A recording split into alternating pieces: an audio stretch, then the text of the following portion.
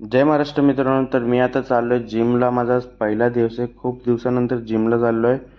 जिमला पोचल्यानंतर आज थोडासा एक्सरसाइज केली, जास्त नाही गेला. रूमवर आता थोडासा नाश्ता घेऊन चाललो आहे. आराम केल्यानंतर परत थोडासा खाऊन घेतला.